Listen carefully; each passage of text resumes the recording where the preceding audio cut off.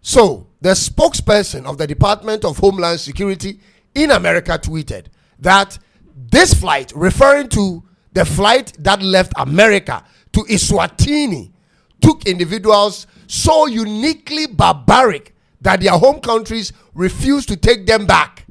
These depraved monsters have been terrorizing American communities, but thanks to our President of the United States, they are off American soil. End of quote. This is the tweet from the spokesperson of DHS in America. But America managed to find a place for these same people on the continent of Africa, on our soil, ladies and gentlemen. How is that even possible?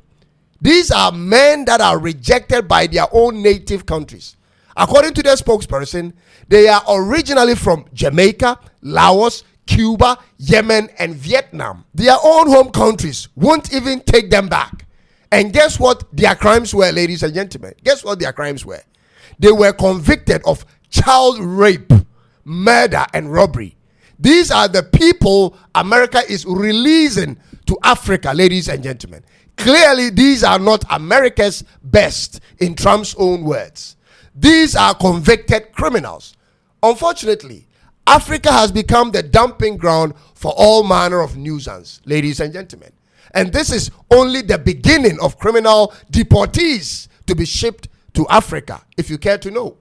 The US government is moving 1 million of such people every year, according to their own press briefings. And they will need off-takers.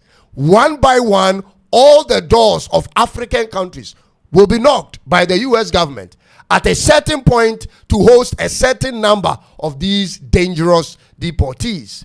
It will come in exchange for something, and we can only wait to see which African countries will buy into these deals. Ladies and gentlemen, so far only Nigeria has publicly rejected their offer. I want to turn my attention to Africa for a minute. Ladies and gentlemen, it cannot continue like this. It is alleged President Putin of Russia described Africa as a cemetery for the fact that our rich politicians and middle class prefer to live in the West and only return home when it's time for them to die. It is alleged. We are called a God-forsaken continent. We are seen as a problem wherever we go and a dumping ground for all types of material and chemical waste. Ladies and gentlemen, we are used sometimes as guinea pigs for experiments. Now human waste is adding up to it. The worst people America cannot handle is sent to us.